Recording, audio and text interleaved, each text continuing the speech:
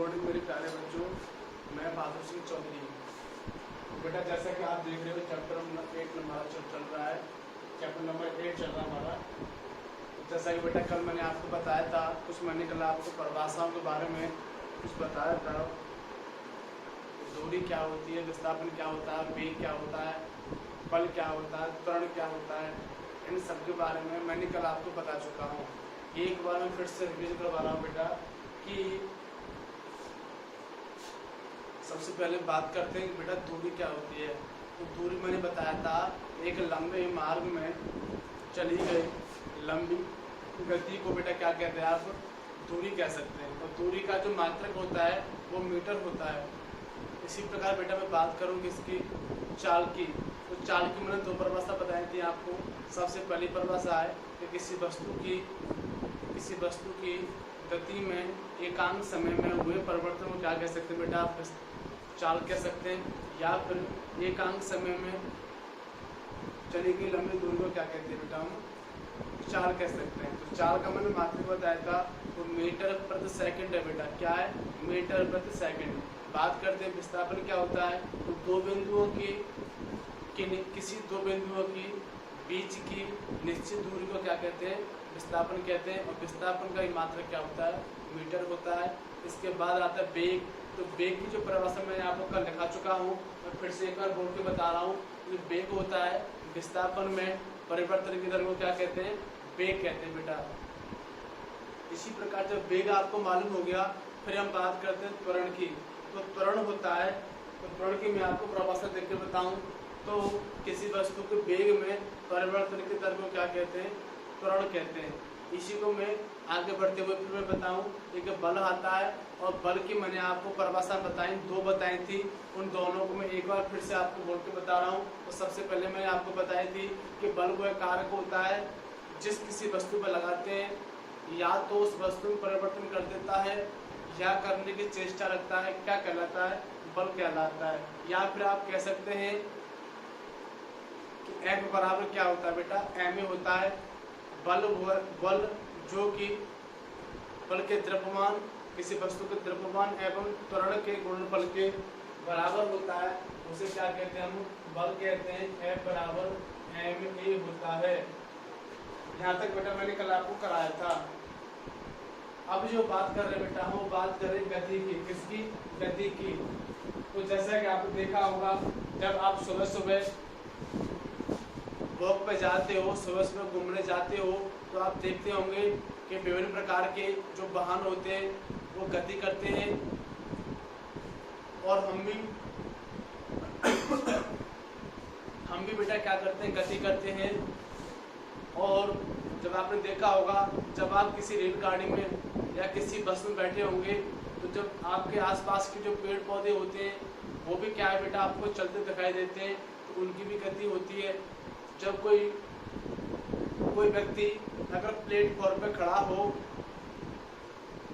या फिर स्टेशन पे खड़ा हो, तो जब वो गाड़ी वहां से आती है, तो उसमें जो बैठे यात्री वो भी क्या करते हैं, उसको जो व्यक्ति वहां खड़ा है स्टेशन पर, उसको जो गति में यात्री बैठे हैं वो गति में दिखाई देते हैं। तो हम देखते हैं, हम सुबह से लेकर शाम तक विभिन्न प्रकार की गति देखते हैं। तो इन गतियों को कई भागों में बांटा गया है। तो ये टोटल हमारा क्या है, इस चैप्टर का नाम ही गति है, मोशन।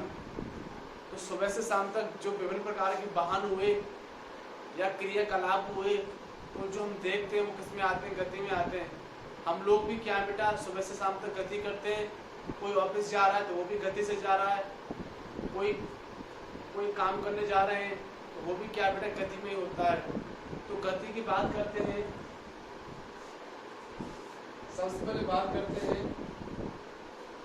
ये गति का वर्णन करते हैं। तो कैसे करते हैं कि हम किसी वस्तु की स्थिति को एक निर्देश बिंदु निर्धारित कर व्यक्त करते हैं। क्या बेटा, हम कोई बिंदु ना वो क्या करते हैं, फिक्स करते हैं। जैसे मैं यहाँ हूँ, यहाँ से कोई बिंदु मैं फिक्स कर दूँ और कहीं तक जाऊँ, तो वहाँ तक और यहाँ से वहाँ तक जब मैं जाऊँगा, तो इसकी जो बीच की दूरी होगी ये किस में आएगी, एक गति में आएगी। क्यों, क्योंकि मैं यहाँ से वहाँ तक गया तो ये गति हुई, क्या हुई, गति हुई।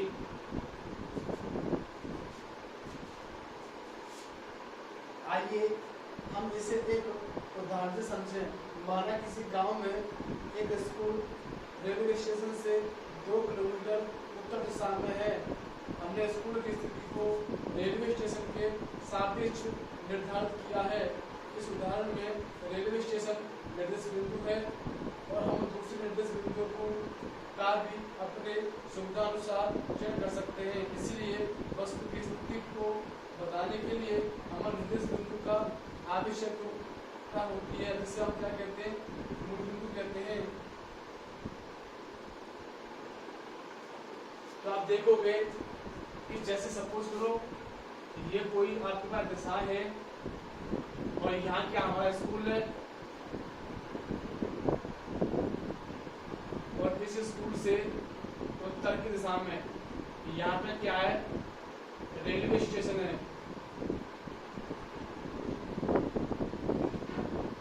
इसकी जो दूरी है वो क्या है, 2 किलोमीटर है। कितनी है, 2 किलोमीटर। तो जहाँ से हम गति स्टार्ट करते हैं उसे क्या कहते हैं, निर्देश बिंदु कहते हैं। हमने कहाँ से गति स्टार्ट की, इस वाले बिंदु से की, तो उसे निर्देश बिंदु बोलेंगे। और यहाँ से कहाँ तक गए, हम स्कूल तक गए, तो ये हमारी क्या होगी, गति होगी। तो इसे हम मूल बिंदु भी कहते हैं। क्या कहते हैं, मूल बिंदु को। क्यों, क्योंकि हमें गति मालूम करने के लिए वो निर्देश या मूल बिंदु का चयन करना अति आवश्यक है।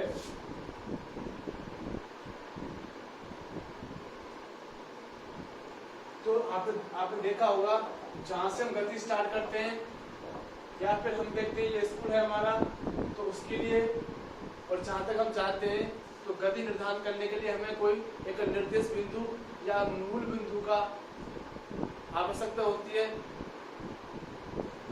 ये आप इससे समझ सकते हो कि ये गति की एक प्रकार की परिभाषा है। बात करते हैं कि गति के कई प्रकार होते हैं। नंबर 1 बात करते हैं सरल रेखीय गति, एक समान या असमान गति, वर्तुल गति, वृत्ताकार गति। तो बेटा विभिन्न प्रकार की गति होती है, उनके बारे में अब चर्चा करेंगे। तो आओ बातें करते हैं।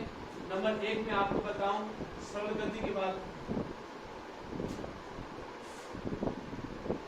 नंबर 1 आपके सामने सरल रेखीय गति।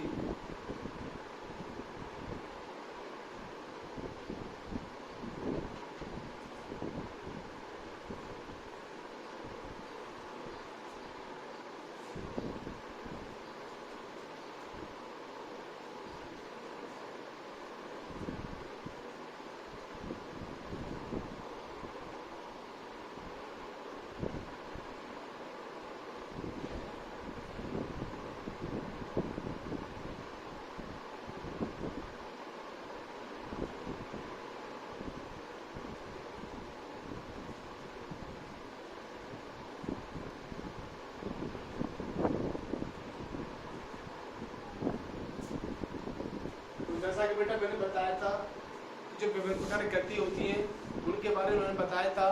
सबसे पहले क्या कर रहे हैं हम, सरल रेखीय गति। कौन सी बेटा, सरल रेखीय गति के बारे में पढ़ते हैं। तो सबसे पहले गति का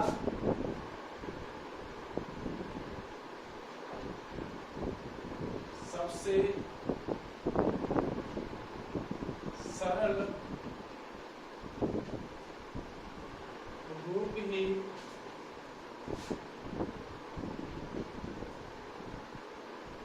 सरल रेखीय गति होती है।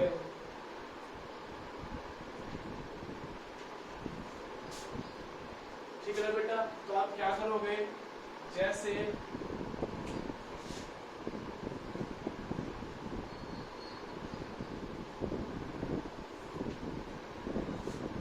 मैंने कोई एक सरल रेखा ली बेटा और इस सरल रेखा में मैं यहाँ कोई बिंदु मान रहा हूँ, तो यहाँ मैं कोई ए बिंदु मान रहा हूँ, यहाँ मैं कोई बी बिंदु मान रहा हूँ, तो ये अपना है सी। यहाँ से स्टार्ट कर रहा हूँ मैं 10, 20, 40, 50, 60, 70, 80, 90, 100, 101, 110, 110, 120, 130। तो आप देखोगे 10 से स्टार्ट किया है तो ये क्या बेटा, यहाँ से कोई ये क्या अपना मूल बिंदु है, क्या है मूल बिंदु।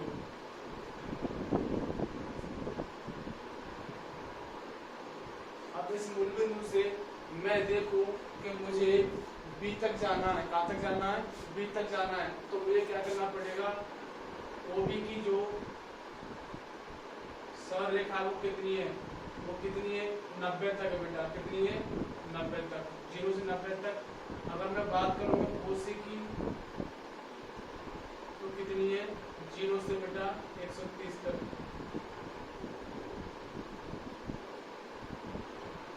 तो आपको मालूम पड़ गया होगा कि गति का शब्द स्वरूप भी क्या कहलाता है, सरल रेखी गति कहलाता है। अर्थात एक सरल रेखा होती है और जो उसमें जो गति करते हैं वो क्या कहलाती है, सरल रेखीय गति कहलाती है। यहाँ से कोई वस्तु या कोई व्यक्ति चलना स्टार्ट करेगा तो किस में चलेगा बेटा, सरल रेखा में चलेगा। किस में चलेगा, सरल रेखा में। तो आपको यहाँ से दिख गया होगा तो ये किस में होंगे बेटा, सरल रेखा में होंगे। ये कौन सी बेटा अपनी सरल रेखीय गति।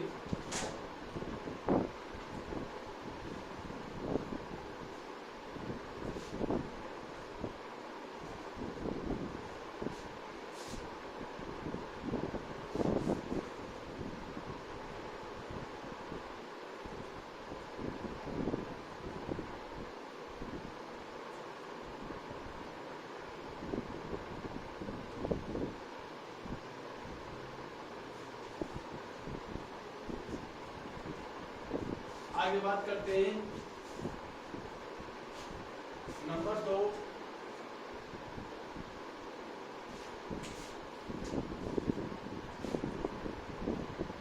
एक समान या असमान गति।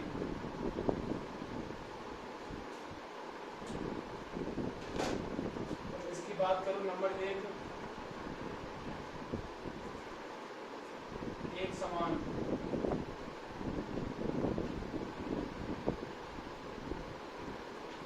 इसकी जो परिभाषा है वो क्या है बेटा,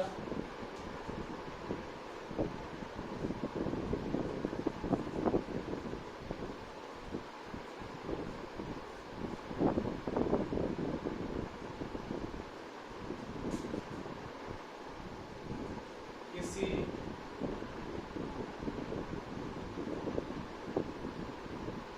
वस्तु द्वारा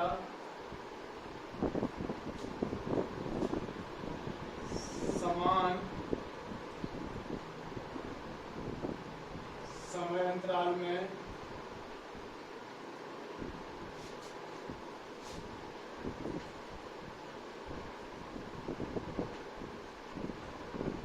समान दूरी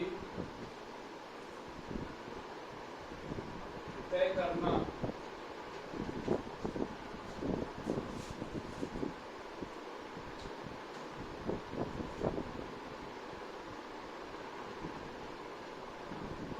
वस्तु की एक समान गति कहलाती है।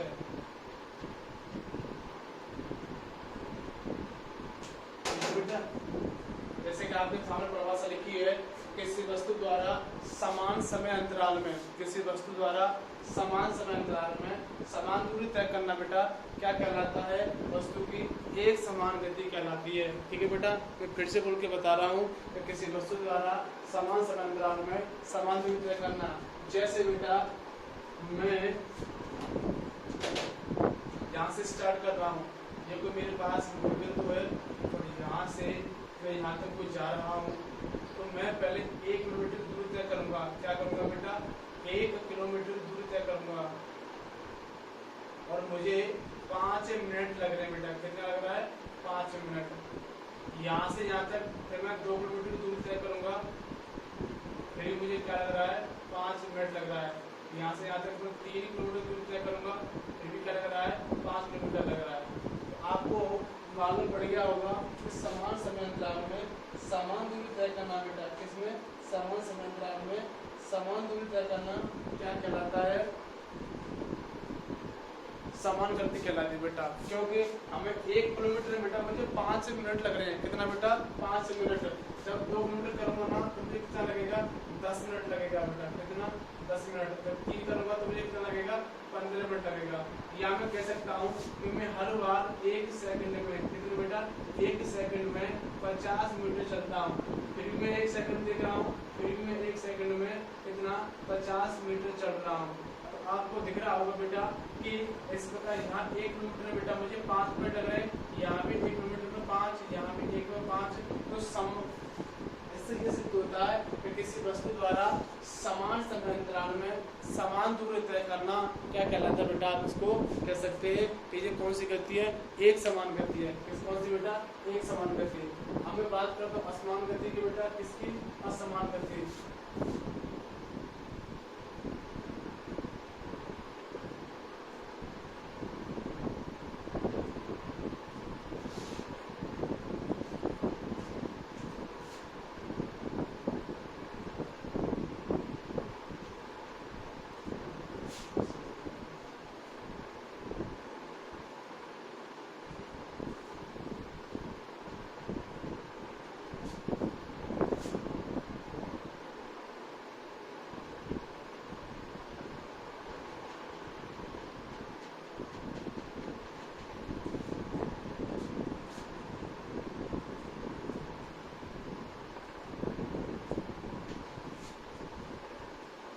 बात करते हैं बेटा असमान अंतराल की। तो किसी वस्तु द्वारा भिन्न भिन्न समय अंतराल में भिन्न भिन्न दूरी तय करना क्या कहलाता है बेटा? असमान गति कहलाती है। अर्थात समय भी बेटा कैसा होगा? भिन्न होगा और दूरी कैसी होगी? भिन्न होगी। सपोज करो कि जो पहले मैं 1 किलोमीटर गया, क्या गया बेटा? मैं कहीं पर पहले 1 किलोमीटर गया तो मुझे 5 मिनट लगे। कितना बेटा? 5 मिनट। लेकिन जब दूसरी में किलोमीटर गया तो मुझे 3 मिनट लगे। कितना मिनट लगा? 3 मिनट लगा। अगर मैं तीसरा किलोमीटर गया या फिर मैं 1 सेकंड में, पहले मैं 1 सेकंड में बेटा कितना दूर तक कर रहा था। अगर मैं कहीं पर 3 किलोमीटर गया तो मुझे बेटा 6 मिनट लगे। आपको दिख रहा होगा बेटा भिन्न भिन्न समय अंतराल में भिन्न भिन्न दूरी तय हो रही है। तो ये कौन सी होगी बेटा? असमान गति होगी। तो इससे हम कह सकते हैं कि जब मैं एक समान गति की बात करता हूँ तो समान समय अंतराल में समान दूरी तय करना समान गति कहलाती है। भिन्न भिन्न समय अंतराल में भिन्न भिन्न दूरी तय करना क्या कहलाती है बेटा? असमान गति कहलाती है। ठीक है बेटा, यहाँ तक आपको मैंने ये टॉपिक पूरा कराया। जो मैंने आपको आज 2 प्रकार की गति करा दी, एक समान गति और असमान गति, और मैंने क्या करा आपको? सरल रेखीय गति। कौन सी बेटा? सरल रेखीय गति। इसी को मैं आगे बताऊं कि अलग अलग गति की दर का मापन, जो हमारी गति होती है ना, गति को कैसे माप सकते हैं? गति को हम कैसे माप सकते हैं बेटा? ठीक है ना। अब इससे आगे बेटा कल पढ़ेंगे। वीडियो कैसी लगी तो मेरे को बताना। ठीक है बेटा, थैंक यू।